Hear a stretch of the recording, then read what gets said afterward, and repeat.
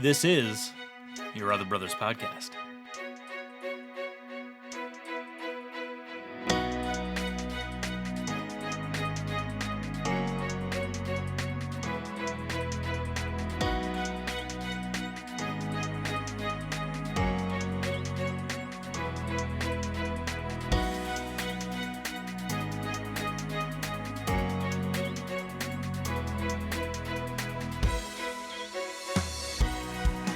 Welcome, friends, to Your Other Brothers Podcast, navigating faith, homosexuality, and masculinity together.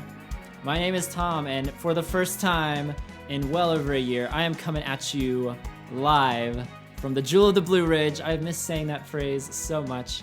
Live from the Jewel of the Blue Ridge, Asheville, North Carolina. My name is Tom. What's up, everybody? And joining with me on this show is my brother on the other side of the state, the city of Oaks, Ryan. Hi, everyone. And joining us right on time is our other brother from the Midwest, Jacob. What's up, Jacob? Hello. What's up, y'all? This is really exciting for me. It probably doesn't translate as well as I would like it to in an audio format, but if you could see the video feeds of the last dozen or so podcasts, you would not see the rolling, beautiful hills of the Blue Ridge outside your window. Those have been absent for well over a year now. And I'm so excited to be back living in Asheville after all this time. And it's so exciting to be back where Your Other Brothers podcast began. It feels like coming back to my roots a little bit. And I'm excited to be here. So thanks, y'all, for joining me on the Zoom lines from around the country. Yeah, it's a little sad to be here alone in my house recording, but I'm glad that you've found another lease in the Jewel of the Blue Ridge there. And unlike you two, I'm used to recording these all alone, so I'll say Jacob is delighted. keep it on. Jacob's delighted that we are now separated and not Finally. together, because for the last year, all this time. Yeah, for the last year, I've been, sometimes we reference it on the show, but yeah, I've been traveling to Raleigh, and so sometimes I'd record with Ryan. I think we did at least one or two episodes where you were, Jacob, at least one. We did, sorry. I came and visited you, and we recorded, and so it's been YOBcast on the road for, well over a year, and now it's time for Yob to come home to these beautiful mountains. And so I'm excited to be back, and yeah, I don't know. I don't know if that translates, but it's so momentous to me. I couldn't not bring it up and just treat this as a regular episode. So I'm excited to be back in Asheville. Today we are talking about chosen family. And this is really exciting because this was the first time that we've ever just given the keys to this show over to our audience, over to our yobbers. I mean, selectively. So the way it's going to work for the next few episodes is we're basically coming up with 3 potential topics that we pre-decide. And then we're just letting the yobbers say, which one do you want to hear us talk about?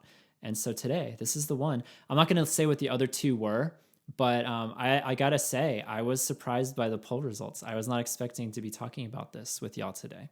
So, but we're going to do it. We're going to talk about chosen family because that is what the yobbers have said. Give the people what they want.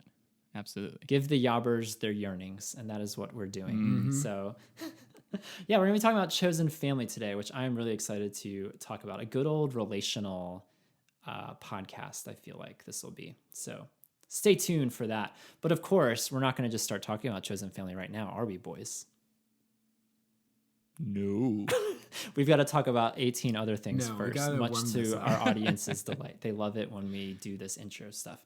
So let's do it. Let's talk about it. Our last episode, we had Taylor Zimmerman on the show, and it was our longest episode yet. It was 2+ hours. How do y'all feel the length of it went? Were you engaged the whole time? Were you checking out after an hour 47, or how did you feel? Because I feel like the feedback I saw was pretty positive. That's not to say we're going to be doing 2-hour podcasts all the time, but I was curious how y'all received that last podcast. Yeah, I would not like to make it that long every time. And I certainly, as I listen to podcasts, I'm not looking for anything that long ever. But I feel like this was the exception to the rule, where we had such good conversation and such good content that it really merited that length. Yeah. As we were recording it, it seemed like it went by fast to where even I was actually really surprised when I listened to it and I saw how long that it actually was, because that is not how it felt recording it, which I think, to kind of echo what Ryan just said, I think that it was there was something uniquely special about the quality of the content and the conversation that I think I think it was worth being a longer one. I think so too. When I was editing that episode, it was in my mind that this needs to be under 2 hours. Like, it needs to be kind of like what I've determined is the sweet spot is an hour and a half, maybe to an hour 45 if there's a lot of good content. But then it's like, oh my gosh, this thing is over 2 hours long and I don't know what to cut. Like, I've already cut out some of our silliness from the beginning, and that goes straight to the YOBBERS, so y'all can enjoy on the YOBBERS side our bonus podcast. But yeah, it was hard to figure out what to cut with Taylor, because everything that we talked about with him was just, it felt so meaningful and important, and hopefully y'all enjoyed it. Like I said, we probably won't be doing that super often, but every once in a while you might get a gem where we're just on a roll if we have a guest, or maybe we'll just strike gold when it's just the three of us sometime, and we'll just talk for 2.5 hours about pure, like, meaning of life stuff, and it'll be amazing. Nah. I feel like with you guys that could happen. I think that only happens when we bring on other people. I think with two of us it could happen. Not going to say who the one that it couldn't happen. Oh boy. But anyway, that was our last podcast. So fun times. Hopefully we'll be having more guests on soon. So stay tuned, y'all. But first, we got to do a quick roundup for the last month, because we've had some adventures amongst the three of us. Not together, but separately. So first of all, Ryan and we went on a trip to Montana, or as I like to call it, Mantana. Ew. Yes, we went to Montana together, Ryan, and we hiked at Glacier National Park. And it was fantastic. Do you have any like stories, Ryan, that come to mind? I have one that comes to mind as I think about this adventure and what to share on this podcast. You know, the thing I keep telling people about Montana is that you're driving through rural Montana. The roads are 2 lanes, like one going in each direction. The speed limit is 75 miles an hour. And you're driving along, you're zipping along at 75 miles an hour. There are just cattle running loose adjacent to the road. Like they and the cattle just love being right next to the road, I guess. It's the most interesting place. And so the cattle are there. And so you have to like be careful not to hit the cattle. And then you come up on a town and the speed limit immediately drops to 35 miles an hour going through the town. And then once you get out of the town, it immediately goes back to 75 miles an hour. Like there's no gradation or anything. And I'm like, man, yeah. In Montana, they treat you like an adult. Like they just say, hey, we're not going to be able to enforce a speed limit in this state. just don't hit any cows. And are these like hilly roads? Are you doing like lots of ups and downs, or is it pretty flat in these? Okay. A lot of straightaways. Yeah. You just go to your heart's desire. Yeah. But watch out for those aforementioned cows. Yeah. The other thing I remember is we stayed one night in a hostel in Polbridge, Montana, which is, I suspect, very close to the Canadian border. And we stayed with a man from South Germany named Oliver, who's been owning and operating this hostel for a while. And one thing you have to understand about Polbridge is Polbridge has electric power for 1 hour a day between. It's like called the 7 and power 8 hour. PM, maybe. And so it's called the power hour. We missed power hour. And this hostel has like, it has indoor plumbing in that it has sinks, but it doesn't have toilets. So you use like an outhouse. And so this guy, Oliver, I read on a newspaper clipping that he had framed in the washroom in the hostel that he visited the hostel sometime before 2007 and stayed in the hostel, and he stayed in it for a few nights, and that turned into a few weeks, that turned into a few months. And that turned into a few years, and then he decided to just buy the hostel so he could keep living there. It's like what a success story. A German wanderer just comes to Montana, like middle of nowhere. We say it's a town of Polebridge, but we say that very loosely. Like they have an honorary mayor, which we joked was a bear, and it wouldn't surprise me if a grizzly bear was the mayor of this town. But there's like nothing there. It's one building, and then it's just houses and RVs just scattered in the woods. It feels like a town in the Old West. Like you pull in a town, there's like a few buildings and like a general store where you buy literally everything that there is to buy in Polebridge. And then you turn right and drive a little bit and you get to the hostel. But that's where this guy's been making his dreams come true for the last couple decades now. With that logic, if I were to go to Kroger and just sort of hang out there for multiple days, months, years, could I eventually own Kroger? Because if that's the case, I mean, it's a 24/7 establishment. So if I just like pitch a tent on aisle 7, can I eventually just own the place? Is that how that works? Maybe your power bill might be a little higher. Higher? But because of running Kroger? Yeah. Sure. Okay. I mean, you could install a power hour like you could just cut off the power for 23 hours a day. That would save you a lot of money.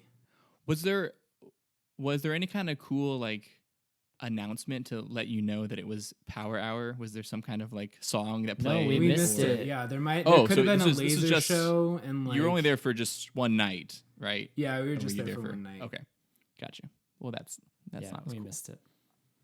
But yes, no, that was a very eclectic Wild West experience. I enjoyed that a lot. So that was one trip, and then Jacob, I came to see you for a little bit. Yes. You want to tell the people about the exciting things we did? Oh, yes. We went on so many adventures. We hiked for 13 miles uphill, both ways. What did we do? We did an escape room that we just absolutely owned. We were out in 45 minutes because we're bomb. Nice. Tell the people the name of our team. Our team name. Our team name doesn't really make sense unless no, that's the room. point. Oh, okay. Our team name was There Are 9 Switches. And so you just have to imagine what that could possibly mean. But it makes it better if you imagine that there was a time during the room where I was yelling that phrase repeatedly at Tom, who doesn't know how to count. So just picture that in your head.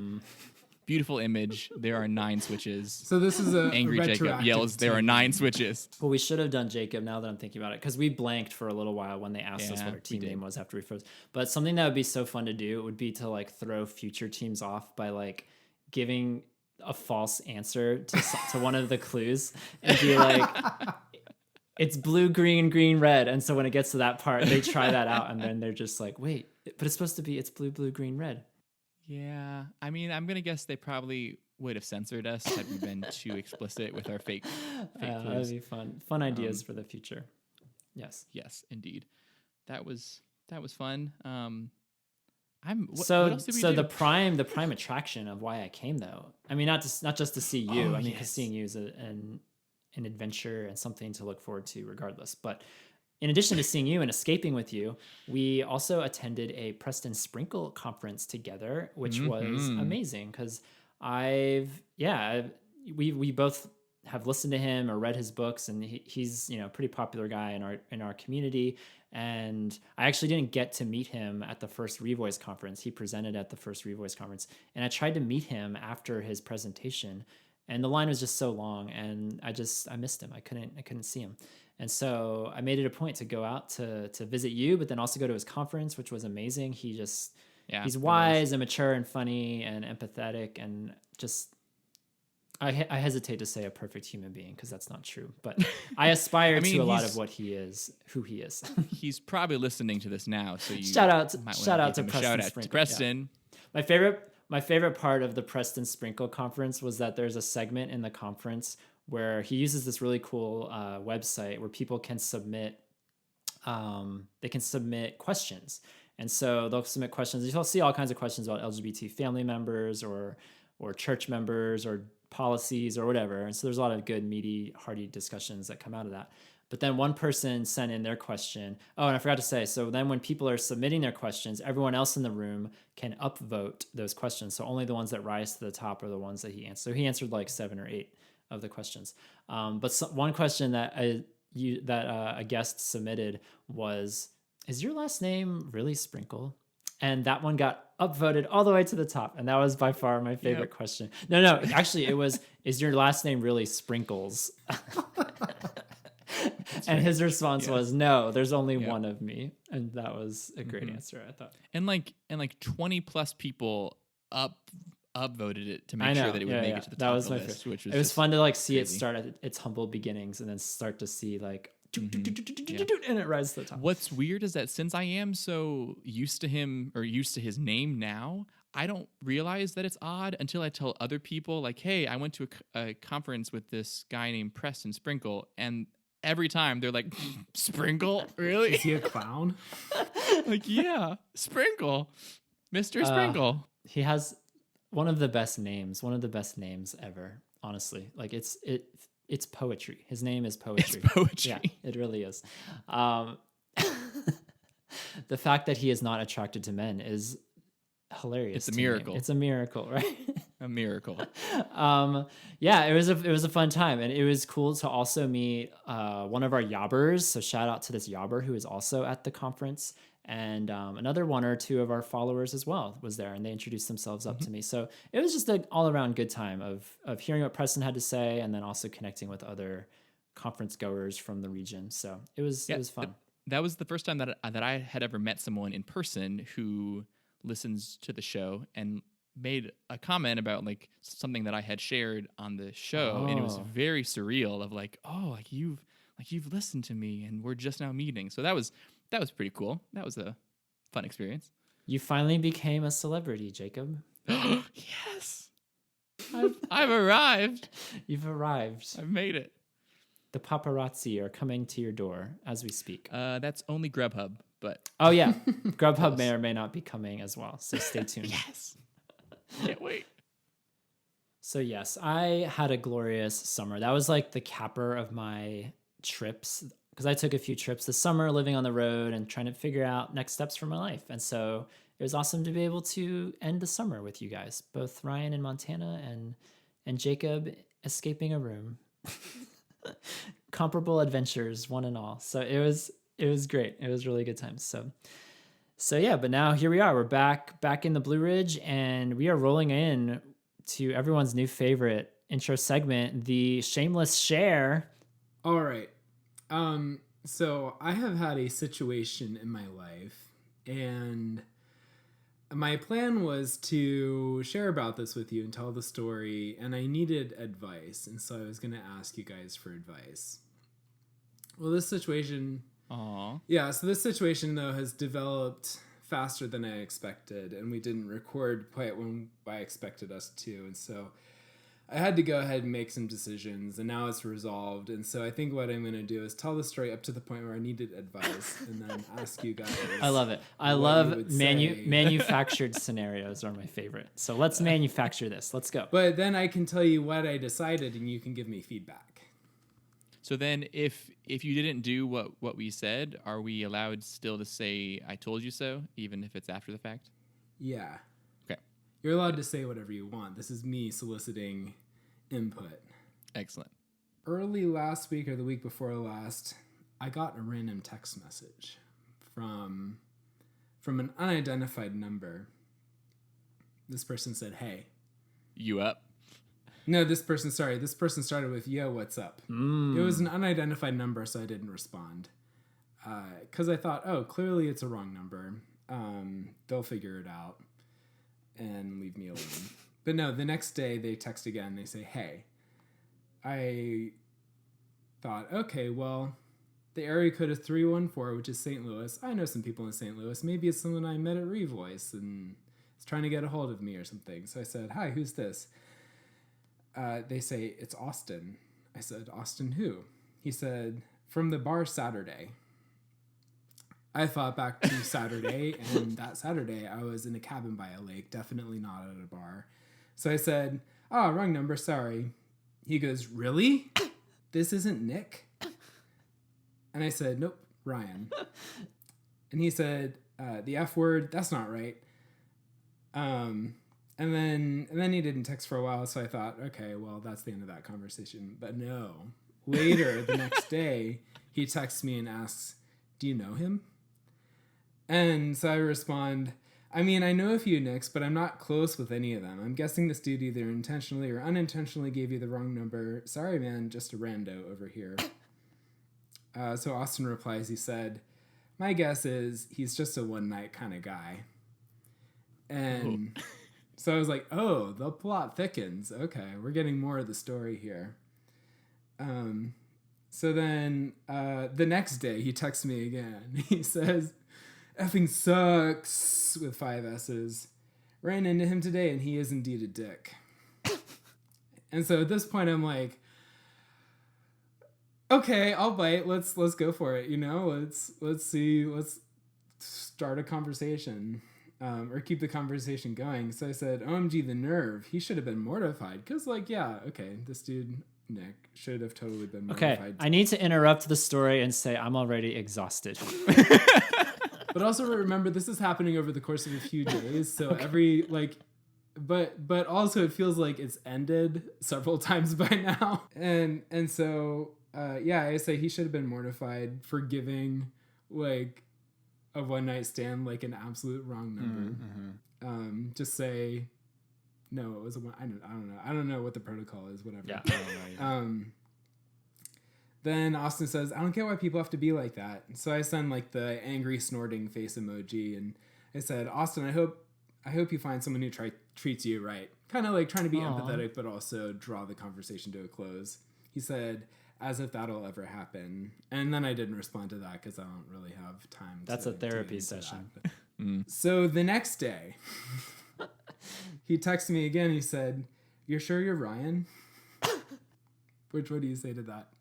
That's an existential question. I texted him a picture of myself in the car, and I'm holding my work ID badge with my photograph on it. I'm covering up my last name with my finger so that you can just see that it says Ryan. And I sent him that picture and I said, regret to inform you, which I was like, I don't feel a responsibility to prove anything to this guy. Like, I don't have a responsibility to like make him feel okay about this situation or whatever. Even like he's holding out this hope that I might still be Nick and that he can still keep an open communication with me. But I was a little in the, YOLO kind of mode. Like, I want to be the kind of person who's open to conversations with strangers, even though like I didn't love it. And at this point I'm a little exhausted, like Tom said. So he responds and said, the next day he responds and says, no, 2 days later he responds and said, yeah, you're definitely not Nick. Damn, dude, those eyes though. Okay. Wow. So this is the point where we pause and I get your advice. My advice is you don't respond to the very first text. I get rando texts all the time, rando phone calls all the time. Let it. I have too much to keep in track of my life. No, like rando phone calls go to voicemail, and most of the time it's justified because it's a robocaller, but this was not a But I get Nick texts or what's this guy's name? Austin? I get Austin texts all the time, and I just do not respond. Like the hey, what's up? Yeah. Just like random all the time. And really? I do not. I never do. I don't. So maybe this was a novelty for you. So I can understand, like, ooh, this is fun and different. For me, it happens like every other month. Like I get them all the time. So I can't. I just don't engage. Because it's like I could have, if I'm feeling like fun, I could be like, hey, I could like make up an elaborate story about who I am or something, and just have fun with it. My advice would have been to absolutely either pretend to be Nick or pretend to be like one of Nick's best friends, and then just keep it. See how long that you can drag that sucker out. Yeah, that sounds mean. Yep, sure is. Yeah. Okay, so you have two very valid options right there. One, I'm glad I didn't wait for your advice. One, say nothing at all. Two, make up a story and roll pretend. with it. Yeah. Yep. Okay, well, I'm a little deflated now, but I'll just tell you. Oh, why? So I'm in this position where I'm like, I feel a little responsibility to this person as like as someone who wants to follow Jesus and do what Jesus would do in this situation, but at the same time, I'm not trying to lead him on and make him think that I'm interested in any sort of romance, especially long distance romance with somebody like a stranger in possibly St. Louis, because I wasn't sure if he was still in St. Louis. Right. But I didn't want to like just block him at this point, or I don't know. So I didn't know how to respond to that for a while. So the next day, after me not responding, he says, "My apologies." And I said, I meant to say thank you, but my day got away from me. Just like, okay, thanks for the compliment, sure. And then we get to talking more. I found out we just have like surface level small talk about vague details about where we live and what we do for a living. And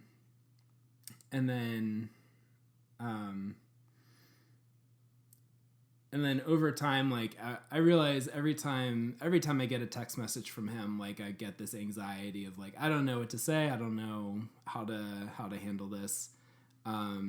And I took longer and longer to respond, and he's like showing some sensitivity to like me taking a long time to respond, till finally I realized, okay, this guy is a little needy for a rando stranger who accidentally texted me, and I have other stuff going on in my life, and I can't, like, this isn't fair to my other long distance friends who I have just, like, I only have so much bandwidth for long so distance, this is right? why you've been so distant lately, because you're yucking it up with Austin and St. Louis for the last month. Because of my rando You've Got Mail fling. Anyway, so I regret to share that Austin and I broke up.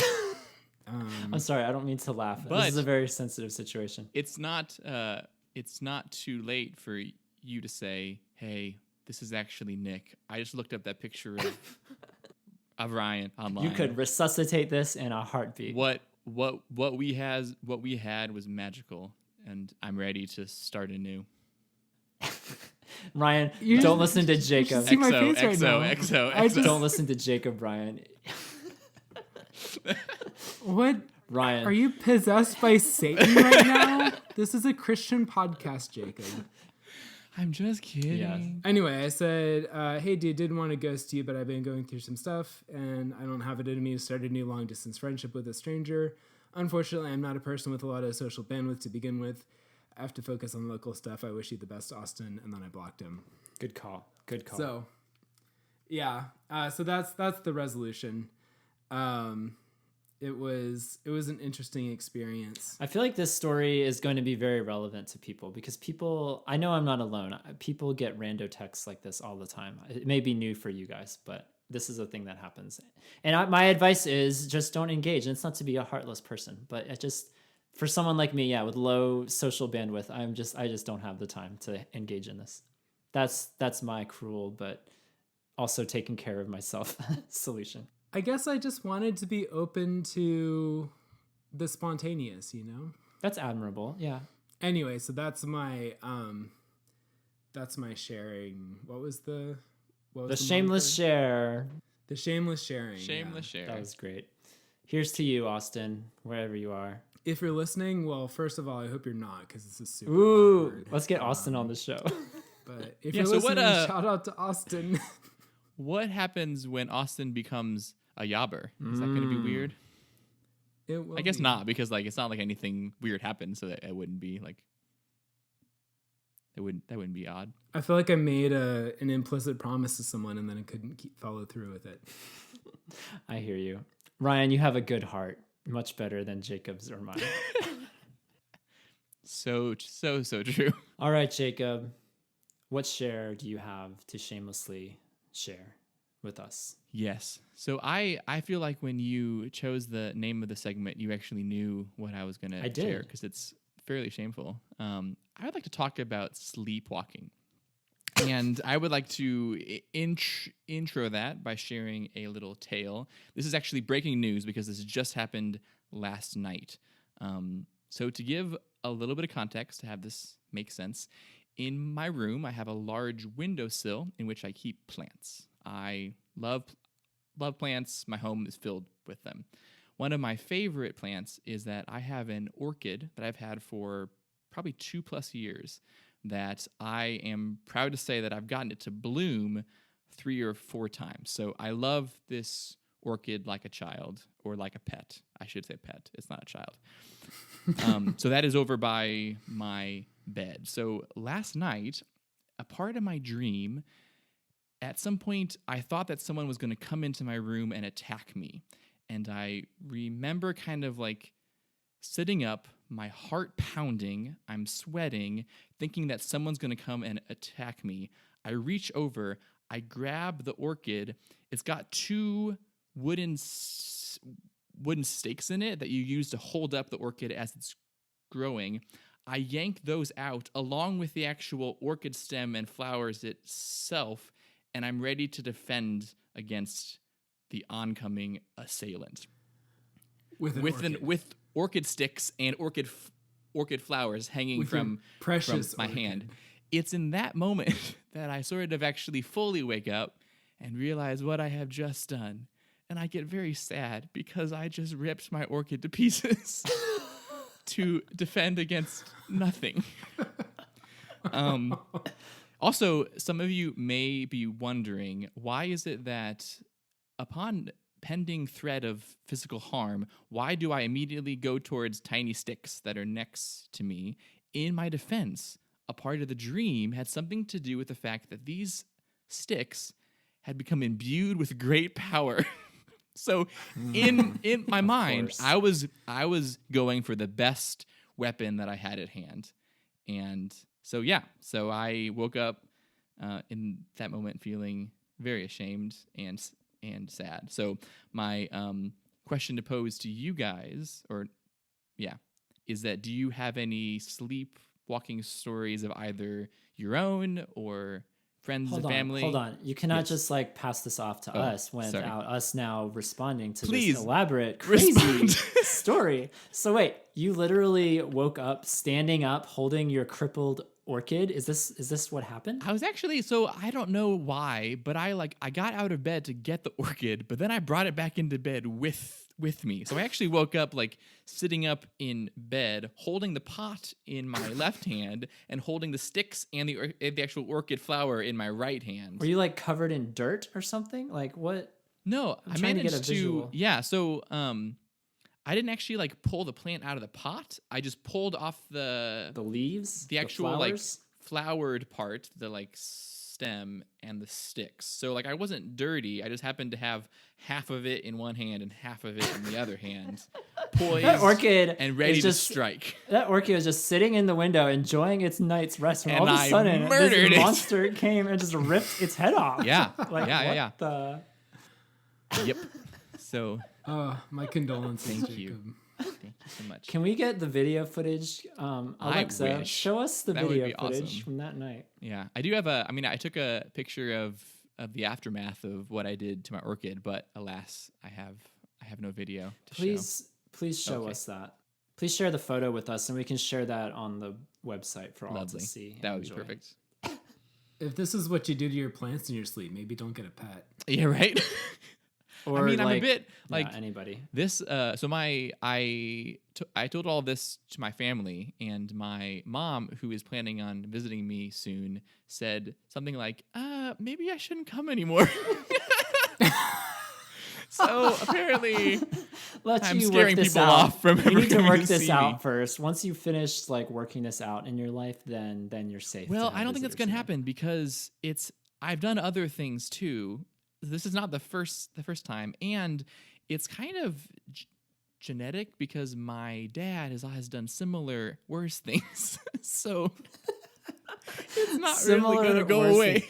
Did he So like he's snap the neck of the dog or No, what? What did he do? He actually, poor dad.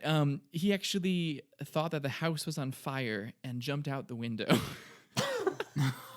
And woke up on the cold, wet grass outside, having blown himself through the window. Yeah. Yep. Where's Dad? He jumped out the window Yep. in a blaze of glory. Yeah. Oh. So he's like, yeah. So he thinks that his room is on fire, and he tries to like wake up and save my mom. Like, come on. She's like, no, go sleep. Stop it. And so he leaves her behind and busts out the window. Oh my gosh! Wow. So Gary. this is really genetic. Yeah. So This is the first time it's ever happened to you, no, or have you? not No, at all. Oh, you've sleptwalked in the past. Oh yeah, I've had times. There have been many times that I think that like something urgent is happening, and I leap out of bed and I run out of my room. One time I started putting on clothing from my closet quickly and about to run out the door. Yeah, so this is not new for me, but this is the first time that I feel like this is the first time that I've hurt something or broken something that had value to me. So that's why it's felt more horrible because Keyword I have murdered being my orchid the first time. Yes. So it's probably just going to get worse as I get older. So no one's ever going to come visit me. No one's going to ever want to live with me because I'm now dangerous if you're a flower. Yeah, I'm going to have to follow your mother's lead here and cancel my next visit for That's next fair.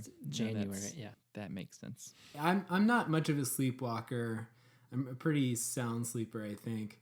But in college, when I was sharing a room with my friend Micah, I went through a phase where I would be sleeping lying on my back, and I would sort of like dry wash my hands, like fully extended out in front of me while laying on my back. And I just do that for like, I don't know how long, just like probably tens of minutes at a time. Wow.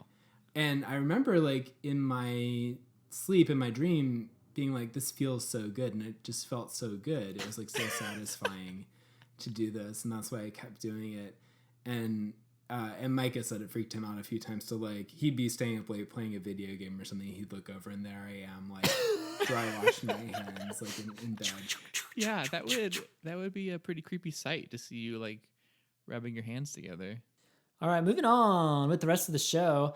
I wanted to give a little nod to our social media. If you guys are not already following us on all the socials, Instagram, Twitter, Facebook, you can follow us at Your Other Bros. And the reason I bring this up, because I just need to address this. For some reason on Facebook over the last month, we have like exploded and had well over 100 new likes to our page. And I don't know why. I don't know where they all came from, but it was like one after the other, after the other, after the other. And we went from having something like 480 likes on Facebook, and now we're well over 600 likes on Facebook. And I'm not complaining. I'm grateful. I think it's awesome that for some reason our population just like went up by 20% in the span of 30 days. And we've been around for almost 4 years now, but I just don't know why. I can't trace it. I don't know, like, did someone share us somewhere and tell all their friends, or did someone like take out a billboard somewhere in Montana and now people are just like adding Oliver's us doing it by the dozens? Like, I don't know what's happening, but to everyone that's new, we have gotten a lot of new contacts lately. So I say hello and welcome, but also, how did you find us? How did you get here? I would like to know. But there's a little mystery, a fun mystery in the not knowing as well. So just thought I'd throw that out there. Hello to the 100+ of you who found us on Facebook and may or may not be listening to this episode now. So I think that one of those new likes is actually me, because I realized that I had forgotten to like the page all this time. Jacob. So, yep, you can A big welcome to Jacob. One off, yeah, yep. I'm sorry. Big shout out to Jacob. He's a faithful listener of the show.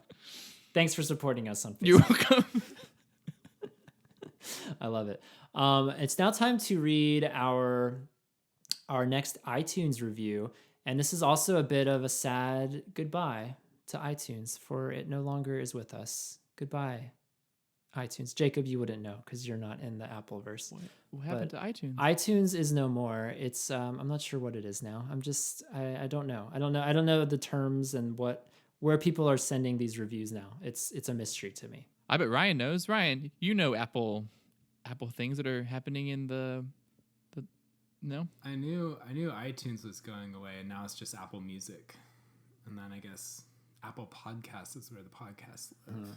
It's weird. So, however this person left a review, whatever, it used to be iTunes. I'm not sure what it's called now, but thank you, dear listener, for submitting this 5-star review. Oh, I love this review because there's so many layers to it and mystery to it. And so I want to read it as it unfolds. So starting from the beginning, it says it's an amazing resource. That's the subject, amazing resource. And the username is nicknames87. Nicknames87. It's Nick. So here we go. This has been the best resource I have found in my experience with SSA. It is really hard to navigate through all this mess all on my own. But Yob has given me an opportunity to learn from them and feel less alone in my journey.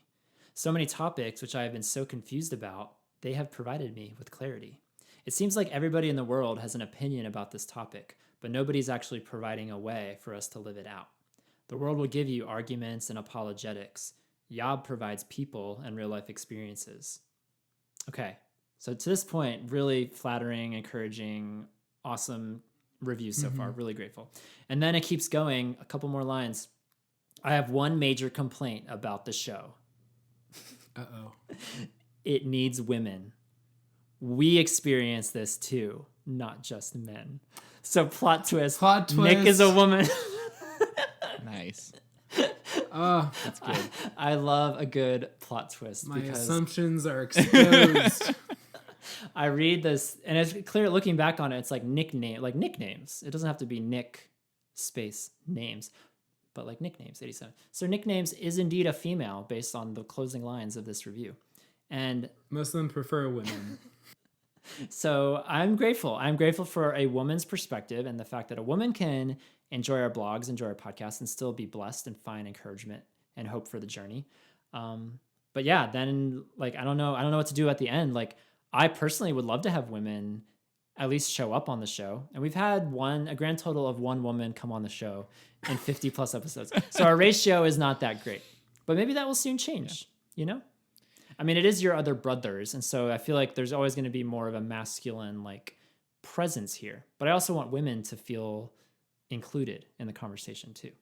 And we have tossed around the idea of some potential female guests, so that could be for a future time to have some ladies come on the show. Yes?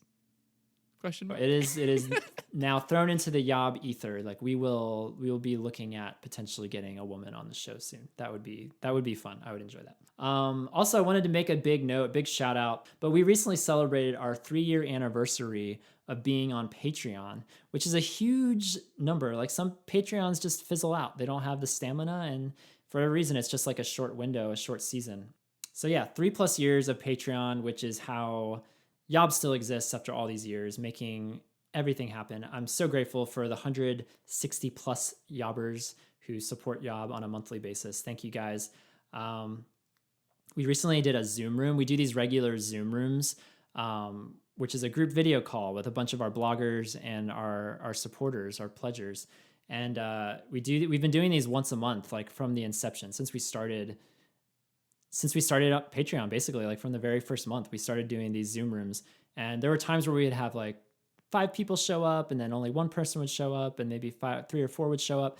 But the other time we just recently did a Zoom room, we had 13 people from all over the world show up, including like across the ocean in the UK. And it was just super encouraging to be able to have that many people in one place together. And we're actually looking to be doing Zoom rooms, those group video calls more often moving forward. And because they're just such great opportunities to connect with one another and get to be silly and like introduce each other and check in about our weeks, but then also dive into some serious discussions and have some really great conversations. So big shout out to everyone who comes on Zoom and continues to support Yob on Patreon. And as always, if you want to support this effort, you can go to patreon.com/YourOtherBros. All the information is there. Do we have a sponsor today? Why, yes, Jacob, we do. We do have a sponsor today. And because we were talking about chosen family in this episode, it's natural. This is just a natural conclusion that our sponsor today are escape rooms, because families that escape together stay together. Aww. And haven't you found that to be true, Jacob? And if they don't escape, then they're together in a small room forever, which is also intimate.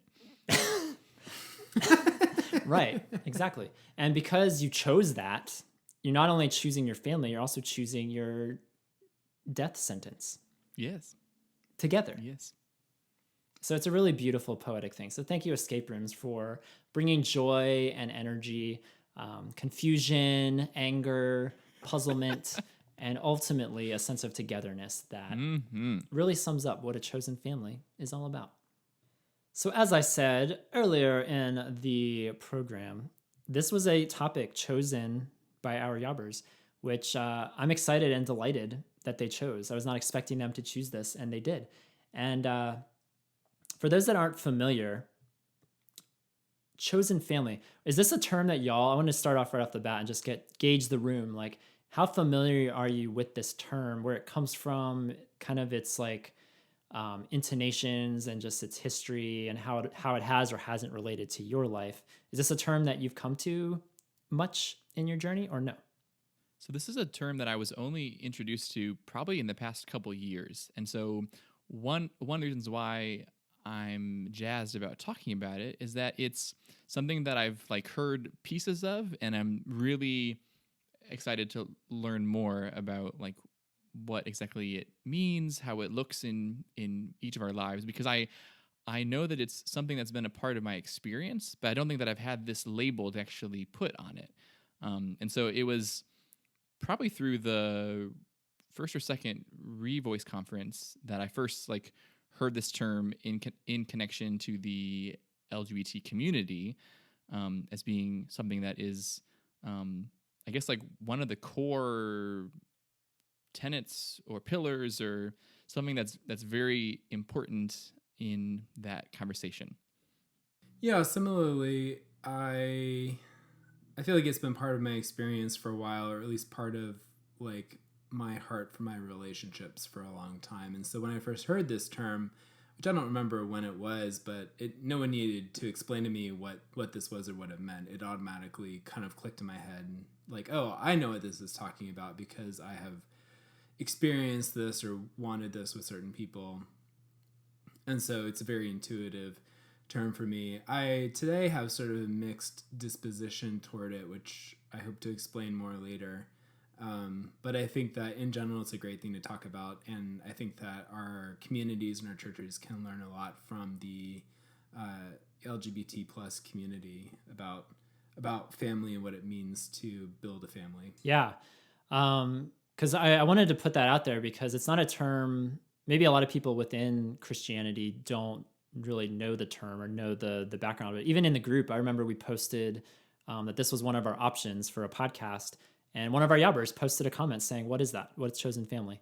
And so it's something that's becoming more of a common term, I guess, but it's still not something that I guess everybody is familiar with. But similar to you guys, like it is kind of this intuitive thing that maybe I've been wanting my entire life, and now there's kind of like sort of a language to it. Because I know I must have heard this term for years and years and years growing up, but the most recent like reference to it that I can remember was I was actually watching a Queer Eye episode. And so the five guys who were on the show, they made a reference to chosen family when they were talking, because I think they were helping, in that particular episode, they were helping an LGBT person, making over their house and their body and their clothing and wardrobe and all that stuff. So they use the phrase chosen family about just like this sense of camaraderie and banding together and having like a similar shared experience, and kind of just like treating each other like family. I was doing a little research for this topic and coming across some interesting other terminologies, because there's other organizations that do this. Like typically chosen family, you hear that a lot in LGBT plus circles. But something else that's really cool is that in 12-step communities, there's something called family of origin or family of choice, and contrasting those. And I've been to 12-step meetings. I've been to AA and NA meetings when I was working at a school for kids that had drug and alcohol addictions. And I would sit in on these meetings, and I've gone to 12-step meetings for other things myself. And there's just like a powerful bond that you have, like these people, again, with a shared life experience, a shared struggle, a shared place in life, and they're rallying together, they're banding together, and they're leaning on each other. And it's not the family that they were born into, but it's kind of like this new family that they're choosing, a group of people that they're opting to connect with on a regular basis like that. And so I thought that was cool, just to see a little bit of a parallel with that community as well. So there have been all kinds of like polls and research done on the LGBT community, on family upbringings. And I think that would help to give some context to this term of chosen family, and where it came from and how it came to be. And we'll post a link to these polls if y'all are interested in checking them out. But Pew Research did I wasn't making a laser sound there. Pew. I'm naming the name of the research center. So Pew Research Center, they came up with this number that 39% of LGBTQ adults have experienced rejection from a family member or friends, which is a big number. That's like nearly half. And then there's another stat that says 40% of homeless youth identify as LGBT, which is crazy. So that gives you a little bit of a context, I guess, that a lot of LGBT youth come from, a lot of a hard family dynamic, which makes the option of choosing a family a very attractive one. Here's some other stats just about like households and families that I found really interesting. And this is from abetterbalance.org. 80%, this is shocking to me, y'all. 80% of households in the US do not fit the nuclear family model of a married mom, dad, and their children. 80%. So that means there's just like increasing diversity in what a home, quote unquote, looks like in America today. And here's a big one. 42% of LGBTQ adults between the ages of 45 and 64 said that they would depend on close friends in an emergency, compared to 25% of the general population. So it's being very clear, like the older you get, if you don't have that foundation, that bedrock of a strong family of origin, a strong blood family, that you're really relying on people that aren't related to you by blood. That is an increasing tendency. And I imagine that number is only going to skyrocket in the next decades to come amongst the LGBT community. So that's a little bit of a background of, people who grow up gay or have same-sex attraction and they have a hard family dynamic. It makes it tricky then as you grow up, as you navigate adulthood, and especially when you talk about that age bracket of 45 to 64 and you start thinking about medical issues and you start thinking about like, oh gosh, who am I going to call? Who am I going to rely on? Who's going to help me if I need help? All of a sudden it really brings this home, especially I'm 32. Ryan, you're 32 as well, right? And Jacob's like 12. I'm just a baby. Jacob's still in his 20s. But yeah, I know it's something that I'm not like necessarily, it's not at the forefront of my brain. I wouldn't say I'm waking up every day thinking about, oh gosh, when I'm 68 and I have a stroke and I have a heart attack, who's going to take care of me? I'm not thinking about that right now, but I could see that being a thought that becomes a little more to the forefront in the next, let's say decade and a half. Like that could be, something, or even as we're talking about it tonight, maybe by the end of the night, this is now a thing that I'm like fixated on. I don't know. What do you guys think about any of those numbers, or about just that concept, I guess, of growing older and figuring out who you lean on? Yeah, this brings me to a quote that I pulled to share during this conversation that's pretty related. It comes from an author named Mara Ryan, and she wrote this piece for Slate, just talking about the social importance of the queer potluck. And so the kind of cultural phenomenon of people in the queer community just getting together for a potluck every week. And she describes what goes on there, what it's like, the different people, why it's important to different people, and why food specifically is important there. But toward the end, she discusses this idea of chosen family. And she says, for all of us, for different reasons, home is a nebulous place. Kath Weston's renowned work, Families We Choose, paints a picture of why queer people build, quote, fictive kin networks. The simple answer, because we have to. Historically, being queer meant your family of origin threw you away. Today, too many of us still have the same experience. When our families do accept us, even in the most loving ways, we feel lucky because we know it could be different. Perhaps we search for a family within a group who don't make us feel lucky to be loved. And I thought that was an interesting perspective that maybe helps me understand, like, even coming from a very supportive background, there is like there's the chosenness of it that makes us feel like we belong, makes us feel wanted.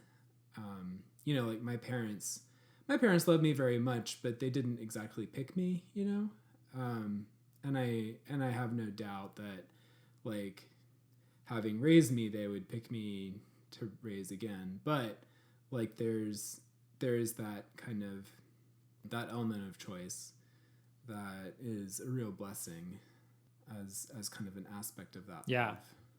Yeah, and I feel like we all grew up in pretty good. I mean, I don't want to speak for y'all's family upbringings, but from what I've gathered, it seems like we all had pretty good, comparatively speaking, really good family upbringings compared to a lot of other people, a lot of other men and women, boys and girls in our situations. And but it's an interesting, that's an interesting concept of this fact that, like, on the one hand, your parents don't have to love you, but if they're good parents, if they're decent people, then they have to love you, right?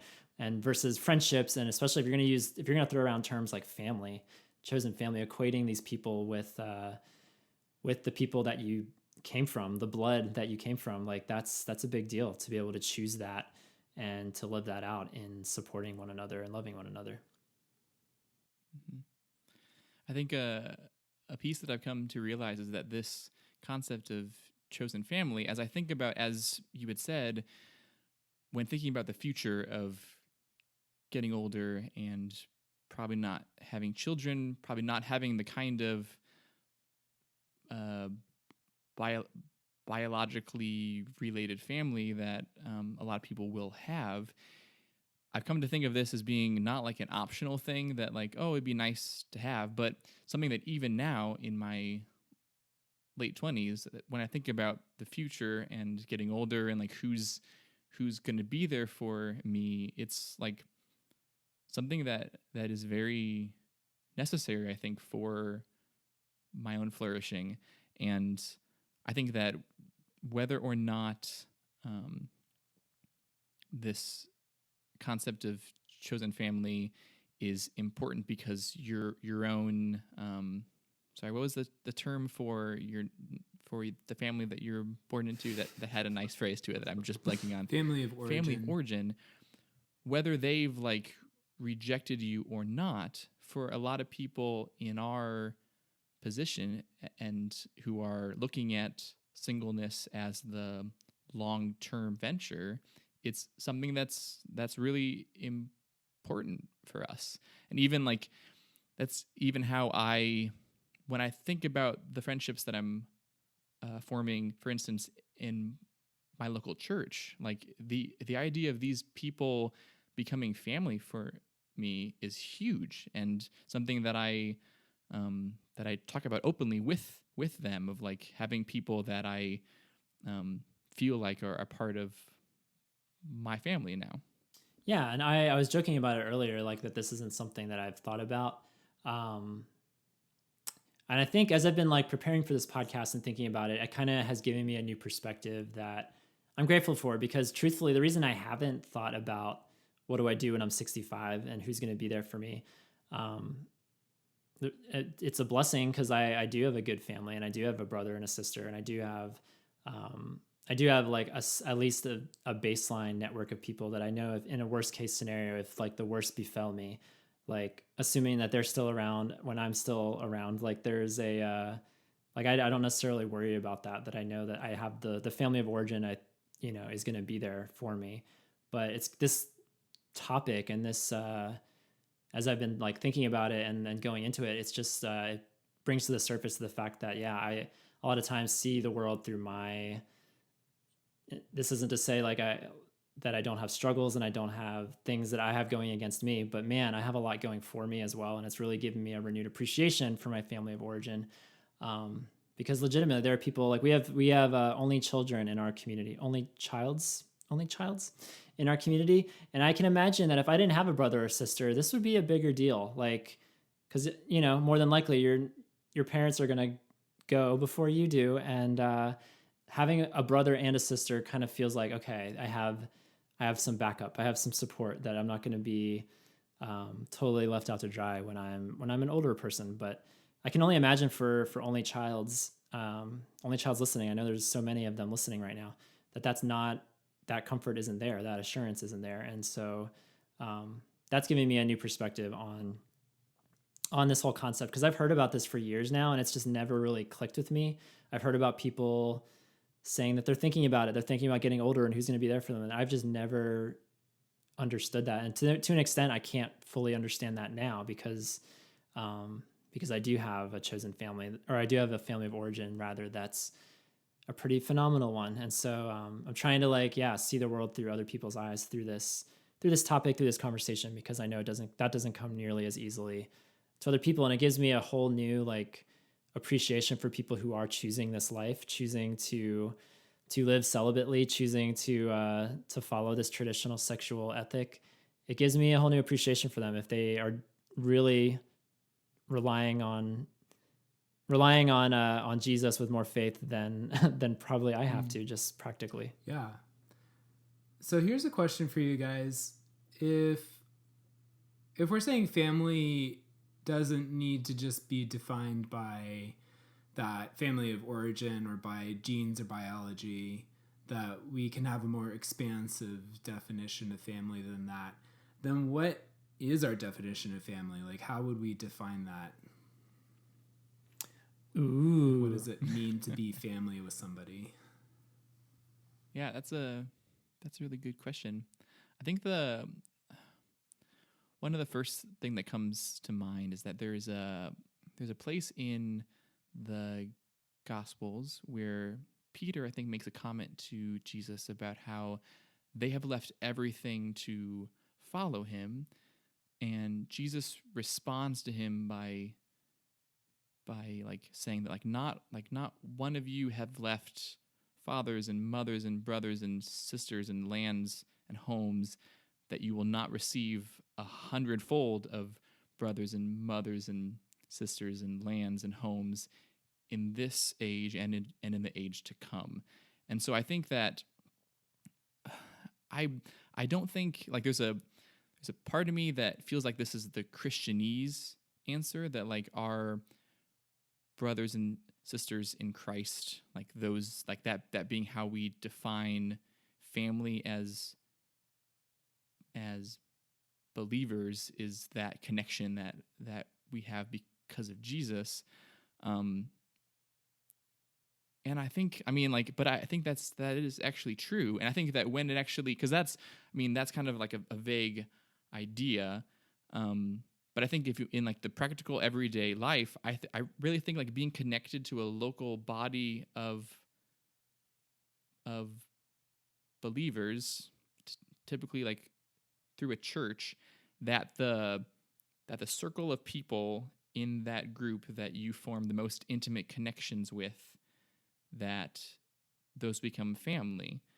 I think that, I'm not sure, I think that what you're probably asking more maybe is how do we, at what point does someone become a part of your family? What criteria have to be met for it to be hey, you've baked me cookies, you are now mama, or Well, kind of. Yeah, I'm not looking for a specific threshold of action or service. Yeah, no,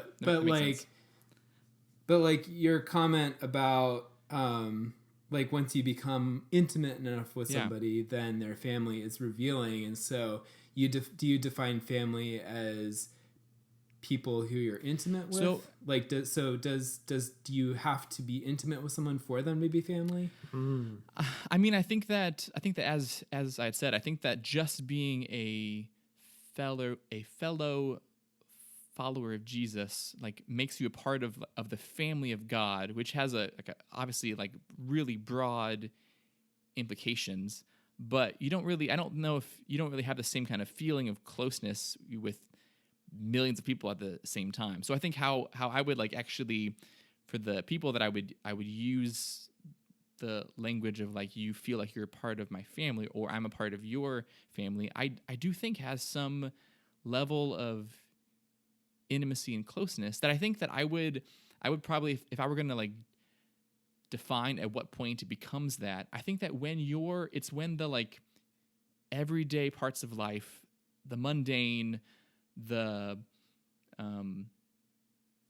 when those things become merged or like blended with other people's everyday lives and mundane, that for me is when it feels like it becomes family. Like, for instance, like when people, like I have friends here that when they come spend time at my place, like they're helping me wash dishes. They know where everything goes. They're putting things away.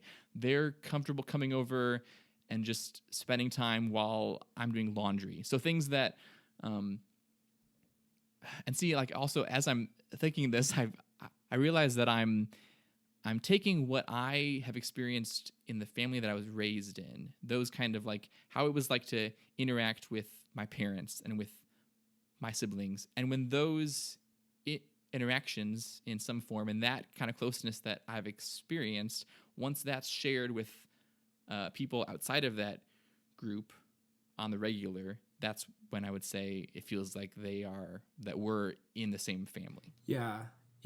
Okay. That's interesting. That's helpful. I think one of the few things I'm trying to get at with this definition is that, like, I think colloquially we sort of conflate or intermingle the ideas of family and friendship. Like well, colloquially, even outside of the Yob community, we'll say stuff like, "Oh yeah, he's like a brother to me," or like we're like brothers, or like a family, when really what they mean is that they're close friends.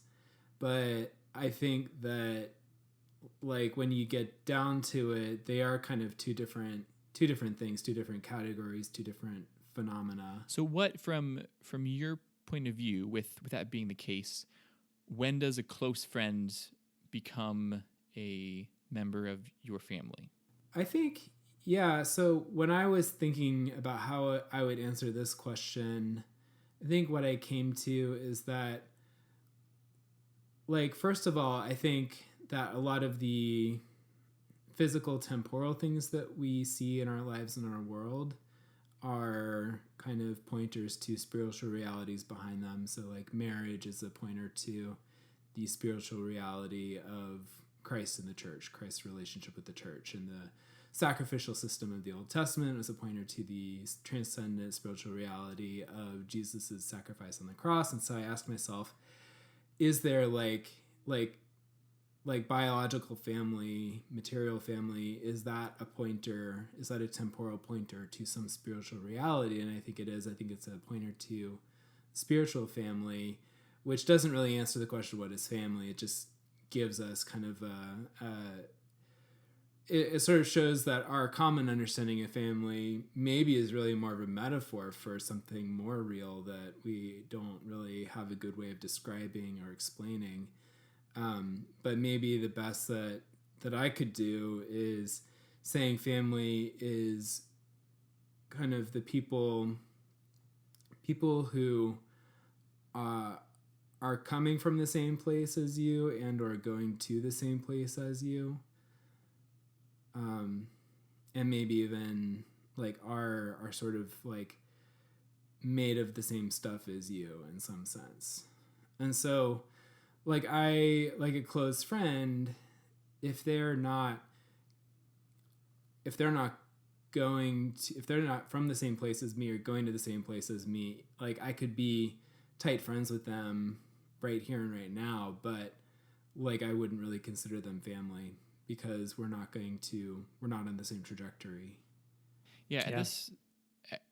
At this point, like one of the biggest compliments that I'm able to give a person is to say to them that they feel like home. And I have a whole list of things of what that means to me, of what's all like packed into that. And I think it's when that's true, that's when they feel like family. And like you said, I have friends that I would say that I'm close to, that I would differentiate And I think that goes back to like there are levels and thresholds of intimacy that at some point it becomes familial. And I'm going to guess that that's probably different from person to person of when that actually feels like someone is becoming like family. That's a really good point, though. I think there is like this strong sense of home to family, whether it's physical home or sort of spiritual home or relational home. Like it's sort of where you. I think it's like where you it's rest, where you belong. Again, it's cliche for me to say this because I wrote a post with this title, but it's the people where you feel fully known and fully loved by, where you can be entirely you and you are received for being genuinely you. Yeah. That's good stuff, y'all. I'm just enjoying listening to y'all go back and forth. Don't mind me. I'm just watching my brothers have a conversation. I like when I think about family and I think about chosen family and I think about what is family. I actually didn't even think about this story going into tonight, but looking into scripture, the story that just starts immediately coming to mind is when Jesus is on the cross and when he talks to John and Mary, his mother, at the base of the cross. And like, you know, I'm not some kind of historical expert. I don't know like everything about Jewish culture at the time, but from what I understand, it's like a very family oriented culture. And so to have a man tell his best friend, a good friend, whatever you want to call John, to tell him that this is now your mother and to tell his mother, this is now your son, is such a cool, I see as a cool foreshadowing of just like how family, this concept of family gets turned on its head right there at the cross, that all of a sudden like blood related is not relevant anymore. Like we are family on a whole new level, post crucifixion, post resurrection. And I love that scene so much. And it's an emotional one. It's one of my favorite stories in all of scripture of that interaction amongst the three of them. And I've always wanted to know like because we never get the reaction. We never get like what does John say to that? What does Mary say to that? How do they respond to each other? What's their relationship look like after Jesus is gone? Like how many times does John come over to Mary's house or like what does that look like moving forward? I wish there was more laid out there, but it's fun to think about. And when I consider family, that's kind of when I think about like a family beyond my family of origin, beyond my mom and my dad, my brother and my sister, and now like a brother-in-law and a niece, and who knows what other future immediate family members are coming. But yeah, I think about that as kind of the bigger picture of what the longer lasting family is going to look like, what it's going to be. Yeah, like that is something that I love about Jesus and that I frequently like just praise him for. It's just that he is the one who establishes those kinship bonds, that he has that authority and that power to establish kinship, and that those bonds formed by his blood run deeper than human blood. And he's always, many times in scripture, he's sort of like, turning that on its head, like you said, Tom. So Matthew 12, Mark 3, and Luke 8, kind of all the same narrative. Jesus' mother and brothers come looking for him, and they tell Jesus, "Hey, your mother and brothers are here." And he said, "Who are my mother and brothers?" "These are my mother and brothers," gesturing toward his disciples. And he says, "Whoever follows me and does my will are my mother and brothers." And then in Matthew 19, Mark 10, and Luke 18, Jesus, it's kind of, I think it's a similar passage to what you mentioned, Jacob, but I'm not sure if it's quite the same one. But Jesus kind of affirms that, some of you, his disciples, will leave your family for Jesus' sake, and that that's a thing that you might be called to do as a follower of Jesus. And then in Matthew 10 and Luke 14, and this for the longest time was such a confusing passage to me. He says, "For I have come to set to set a man against his father, and a daughter against her mother, and a daughter-in-law against her mother-in-law, and a person's enemies will be those of his own household. Whoever loves father or mother more than me is not worthy of me, and whoever loves son or daughter more than me is not worthy of me. And I think as I kind of understand the context more and just understand Jesus's mission and his heart, and also our modern culture more, I see that this is him really, like, and combined with these other passages, like, he's just trying to, like, shock these people out of their kind of deeply ingrained mindset that blood and lineage and family of origin is as deeply as important as they think it is. Like, he needs them to see. This would be like him coming today and saying, like, basically railing against the idolatry of marriage and just saying, like, no, like, you need to love me more than you love your husband or than your wife. Yeah. I have come to turn man against his dog. Yeah, exactly. Right there. Careful with that. Even golden retrievers. even them. Yeah. Something that I think that it's important to keep in mind when we talk about this is that just the phrase chosen family, I think it kind of, at least for me, it feels like, I think it gives me more credit and more control than is true. Because I think that I don't think it's really about the fact that, like, oh, I've chosen these awesome people. No, this is, I think every time it's a gift from God. Like, it's an act of providence to provide people in my life that have become like family to me. And one example that always comes to mind, when I first moved to the Fort Wayne 5.5 years ago, I didn't really know anyone here, and I started to attend the church that I'm currently a part of, and I got plugged into a small group where it was me and about 8 other couples in their mid-50s. And so from anyone, like, looking at this from the outside, I'm sure it was very weird of, like, what is this, like, late 20-something doing with all these folks?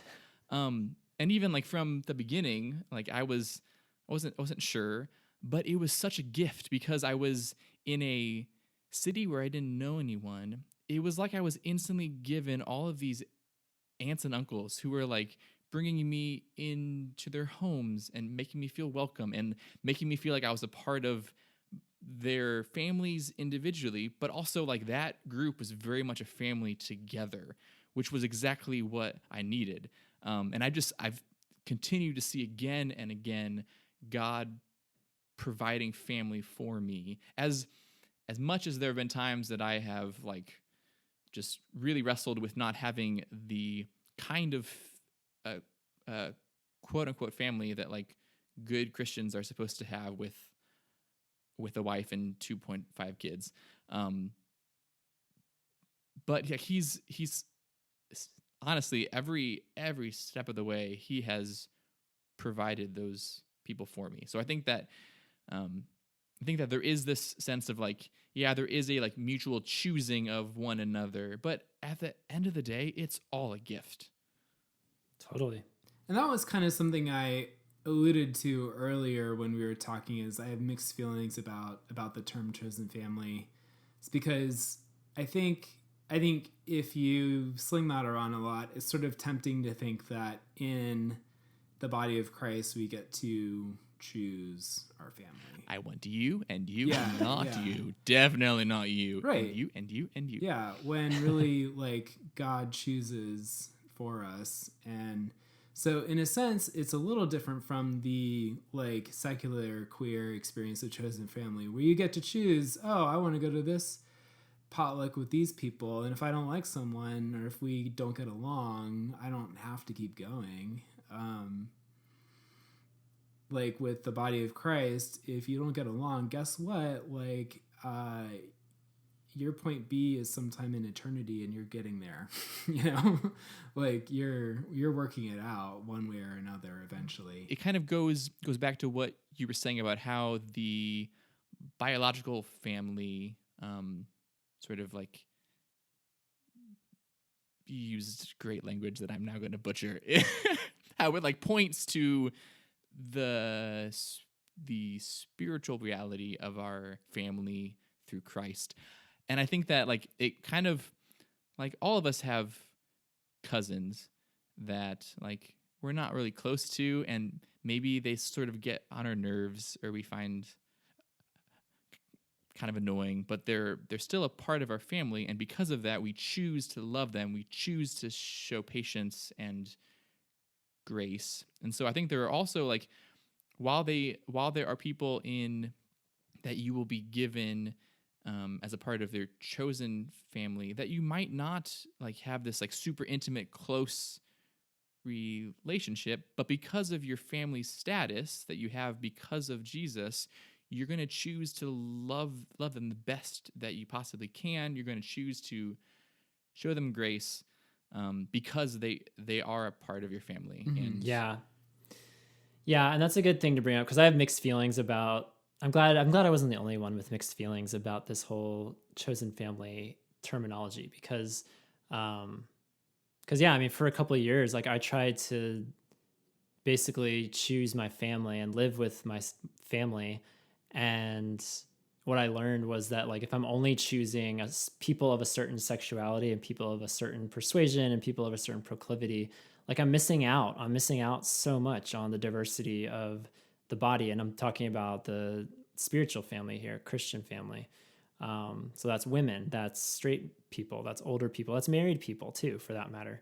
And so I'm trying to like find some wiggle room because like on the one hand, I hear the term thrown around a lot at like community gatherings like Revoice or even amongst our own community here in Yob. Like people may use chosen family, and I think that's a special thing. It's a special thing when you find people that you can connect with and lean on and rely on that also experience like a similar sexuality that you do. But I also I don't personally want to miss out on that broader scope of family. And so whether it's co-opting a term from the LGBT community or whether it's a whole nother term altogether of this like spiritual kinship, that's something that I want to press more into, getting more involved in other circles of the church and obviously being really grateful for the Yob community and the Side B community at large, but not being content with that. Like I want to continue to press into all the other circles of this body and of this thing that's, I guess, is my family. So I have a question for you, Tom. You had mentioned earlier about how the idea of chosen family hasn't always felt like super urgent for you because of coming from a good other family. Why can I not remember the term for your family of origin? Just edit all this. Because you've never been to a 12 steps Excellent. meeting. Yeah. Just record me saying family of origin and then just shove that into places where I forget it, and then it'll Family of origin. and then that'll fit great. So that's like I resonate with that piece, but I also understand that like your family of origin, while you probably get to see your family members fairly often, they aren't like local to where you're living currently. Like you don't get to see them even once a week. And so I'm curious like how much that you think about like your desires for how important is it to have family geographically close, to have them be able to be a part of more of your everyday life? Yeah. I mean, it's been a huge factor, honestly, the last couple of years, because I don't live, in the same city as any of my immediate family, but I live within 3 hours now of all of them. And that was a huge factor, actually, bringing it back to the beginning of this episode of relocating back to Asheville. Like that was a huge determination and continuing to live here so that I can still be accessible, and I'm not going to see them every week. And there might be even a month or two that goes by and I don't see them, but I know that they're really close. I know that they're a quick drive away if I need to see them or if they want to come see me. And that's like such a blessing to be in a place in my life where I can choose that, because I'm in a place where I could choose to live anywhere, doing Yob full time. I could live in Alaska. I could live in Montana if I wanted to and do Yob podcasts from Glacier National Park, from Pole Bridge. We could record only during the Power Hour. Can you record. But you and Oliver. But I'm not living choosing that. It would be beautiful, and I'm sure Oliver and I would have some great times. But yeah, I don't know. I feel a lot of joy for this season in my life to be able to choose living in the neighborhood, not in the immediate neighborhood of my family, but living in a regional neighborhood, and to be able to have that option close by. But I would love to have a localized iteration of that. And so whether that means one day I wind up moving to a city where all of my family live, or if in the meantime I kind of figure out whatever this concept of a chosen family looks like in my immediate vicinity, and so that it's not as urgent. Like I could still do that. I could still live in the same city as my brother and my sister and my parents for that matter. But how cool would that be to have other people that I can lean on? Single people, married people, men, women, SSA, gay, straight, young, old, just to have an eclectic bunch of folks that I would feel confident calling my family and sharing kind of like that extra level of life with. That's just that happens to be a piece that I feel a lot of tension at currently. And I think it's like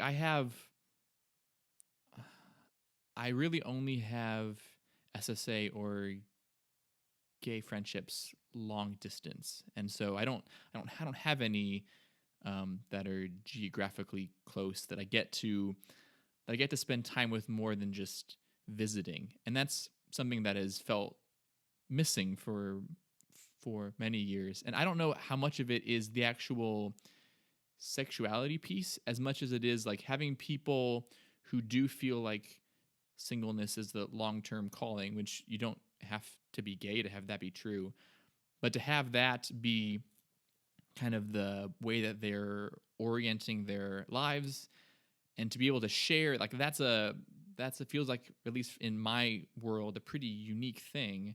And so that's a piece of that chosen family that has felt like it's missing, to have other people here around me who are seeing the chosen family as essential as I feel it, I guess. Yeah, that makes sense. Like if family kind of has a sense of home, then you want them to be home. Yeah. Well, and that kind of brings me to a question I wanted to ask you guys, which is like when it gets hard, when it feels like this whole spiritual family thing isn't really working out like you want it to, how do you deal with that? I cry a lot. Mm-hmm. Me too. Is that valid? Yes. Yeah, I don't know. It's tough because relationships are not automatic as much as I want them to be and wish them to be. Relationships take work, and they're always dynamic and changing and in flux. And yeah, honestly, there have been plenty of times where I'm so overwhelmed, it just feels too daunting to maintain relationships within this body, within this family, within this faith, and to walk this out with them, because I've experienced just a lot of heartbreak and a lot of separation and falling apart, and so it makes it hard to like keep going. But that's where it's like the paradox of it all. It's like that's where then I'm grateful for the people that are in my life and still continue to choose me as I continue to choose them, despite people who have betrayed us or we've betrayed them, and things have fallen apart and changed. And I don't know, like somehow the wheels just keep going, and here we are. Like I'm 32 now and still leaning on people, even though, I've lost a lot of friends over the years, and part of me has wondered, like, gosh, how do I keep going? How do I keep doing this? But God is faithful to provide the right people at the right times. And the inevitability of it is like, relationships often are seasonal, and it's hard to know from this perspective which ones are gonna be longer term than others. But I have hope that like of 100 people that I befriend this year, or that I'm friends with and connected with this year, like surely one of them, two of them is gonna be there for the long haul, if not more. But it gives me hope, the ones that have stuck around for years, that like God's faithful. Like he has provided as some relationships have fallen away, like he has provided. And that's something I just have to keep reminding myself, as much as it hurts, as much as I've cried, like God has been faithful, and I have to keep reminding myself every day. I feel like you just walked through a psalm. Like I think that to like hold both of those things of like A psalm. a psalm, yes, No. to have like to, to have a place for real and genuine lament, like that's really good. And then also to have that perspective of what we do have to be thankful for and the ways that God has provided for us. I think that we shouldn't be afraid to be able to do both of those, because there are going to be times where like the church doesn't feel like family to us, or we look out and we see it like it looks like, oh, like everyone has their own family and we don't have ours, and we're going to feel lonely, and we're going to feel like we live lives that are not witnessed, that are unseen in different ways. And I think that bringing that to God with a spirit of lament is very good and very important. I love that you're using the word lament, because what does your good pal Lori Krieg say about lament? That it's crucial. It's everything. But she defines it as something to the effect of it's like venting to somebody that can do something about it. Yes. Essentially, the crux of it is that you're bringing your complaints and you're bringing your grievances and you're bringing your hurts and your pains and your confusions to the one person, the one entity, the one Father who can actually do something about it and hear it and receive it. And that's like a powerful thing to be able to bring that to him, because I have certainly lamented these last few years, but I've also certainly been overjoyed as well. And it's a beautiful complementary nature of this whole thing of walking life out with people, with family. I think for me, one thing that I've been growing in, or just seeing a need for, is that, like a lot of the spiritual family around me locally, I mean, a lot of straight people and a lot of married people, and they just don't have that same keen sense of urgency around spiritual family. Right. And they don't even maybe see the same definitions as me. And so it could even just be a matter of like, they don't realize how much I'm counting on them for, and how are they going to know unless I tell them, So I think a point of growth for me recently has been being able to express that to them, like express my needs to them, share my needs with them so that they can see them and do something about them. And sometimes that's still disappointing, but like it's at least a step in a better direction. Yeah. I think that's why people, because I don't want to knock people that like are all about the side B life and getting all these like dozens and hundreds of side B friends. I think it's a beautiful thing, but there's so much truth to that, Ryan. Like we just inherently have a different perspective that someone who either is married or has a better prospect of marriage, like that's it's just inevitably we're going to have a different perspective on what family is and what being there for somebody, quote unquote, looks like. And so I don't know. I'm grateful for this perspective. I'm grateful that it's like, it equips us as believers, as brothers, to like be there for each other, and in ways that a lot of people, they just don't have that perspective. They don't have that firsthand experience that we do. And I think that we have such a cool opportunity to help the church grow in how they define what family is and what it means, because Absolutely. I think that lots of churches, when they talk about like things for families or about family, it's not always a super biblical definition of what family is. And I think that I know that from my experience, like being able to kind of open people's eyes to a different way of thinking about it, that I think only makes the church be the church better.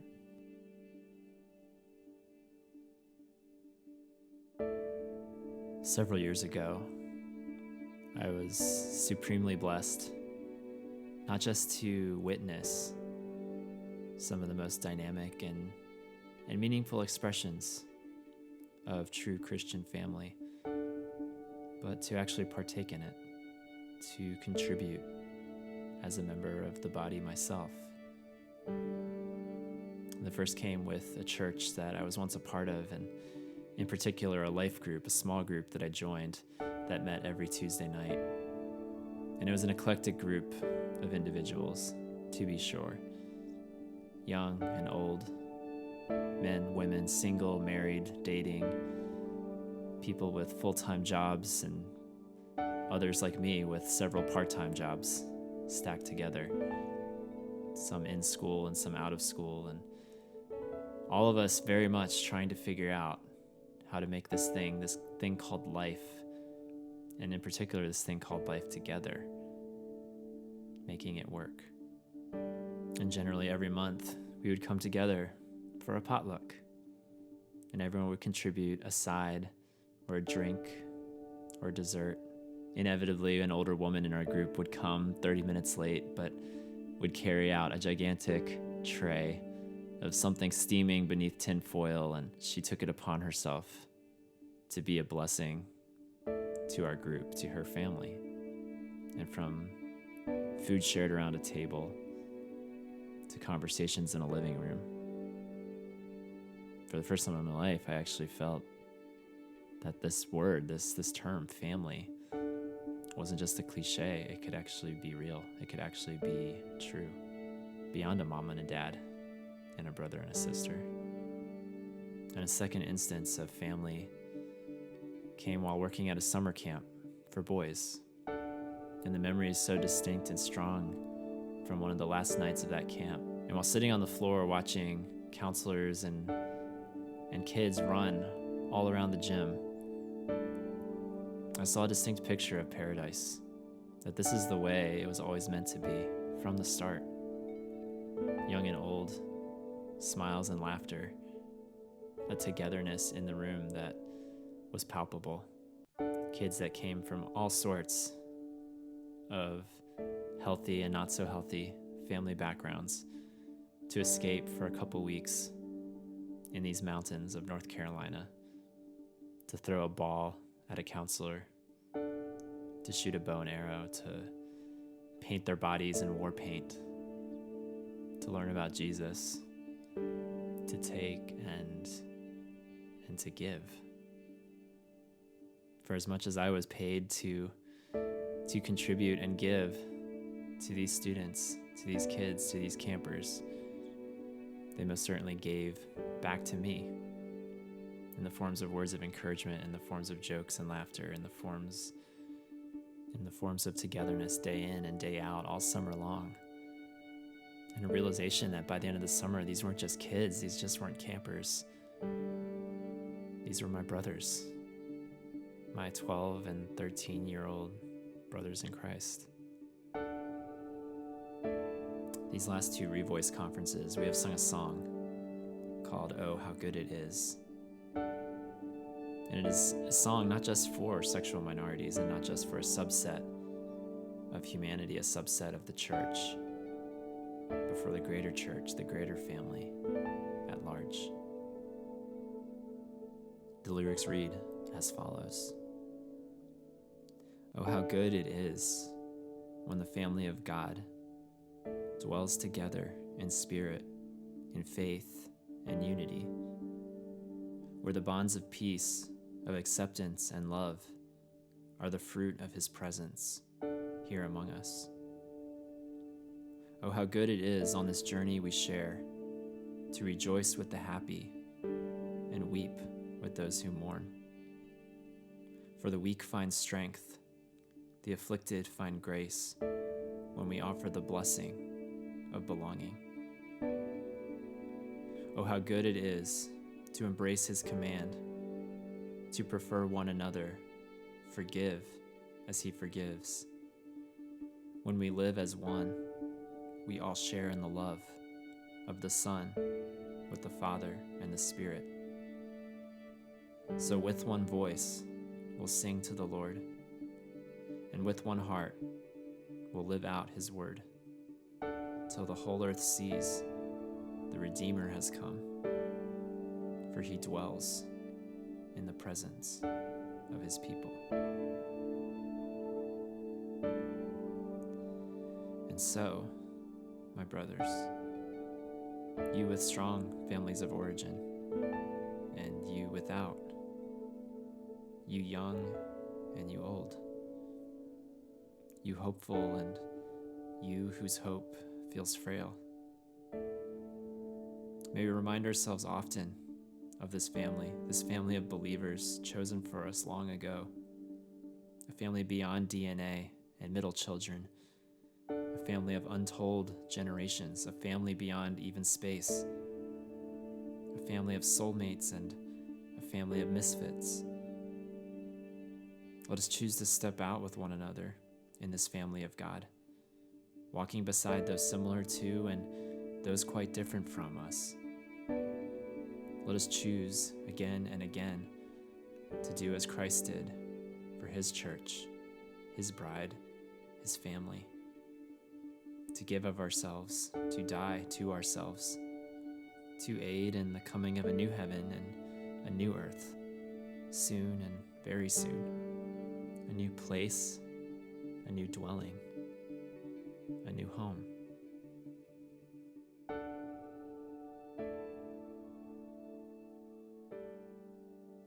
That was really great, guys. And I say this being 100% serious, that I think of both of you as members of my chosen family. And So I think it's like being able to talk about this with you two just feels right, because it feels like I'm engaging in this topic with my actual brothers.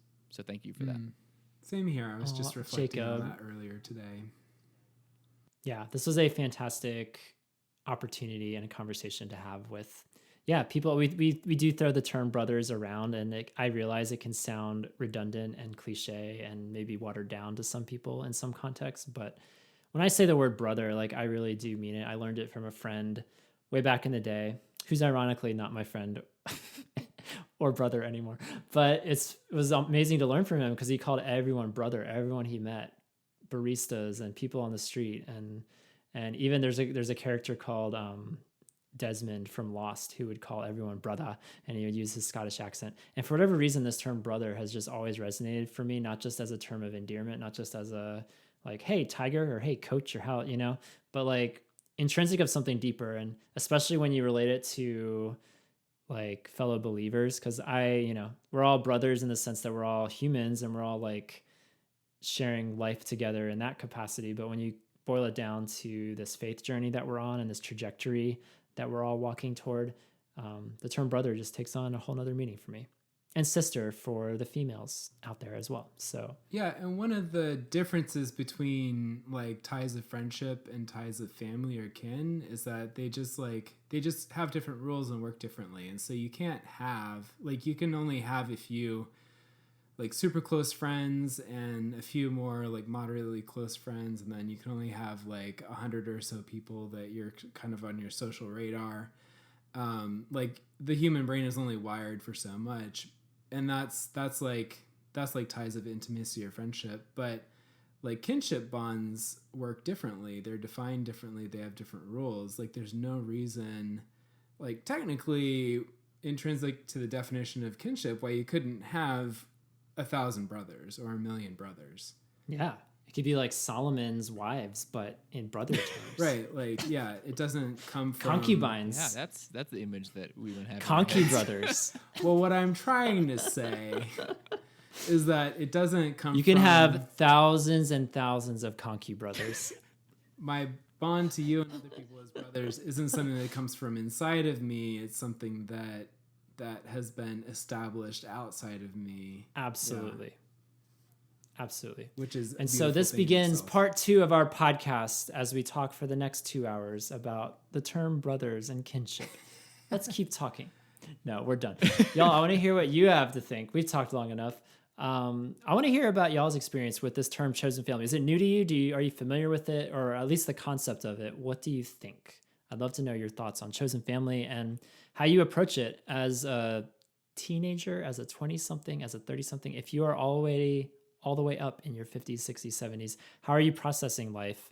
When you think about life with relationships, people beyond your family of origin. Jacob. Thanks, Tom. Family of origin. Please go over to our podcast episode page, yourotherbrothers.com/podcast.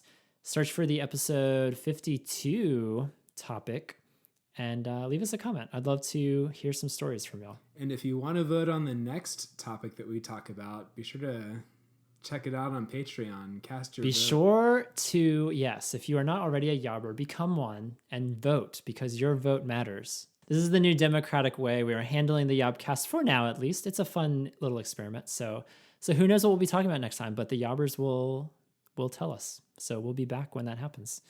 And a big shout out, thanks again to Escape Rooms for sponsoring this episode, for bringing families closer together, making them see different colors and different stripes of each other that maybe they don't like, but they have to deal with.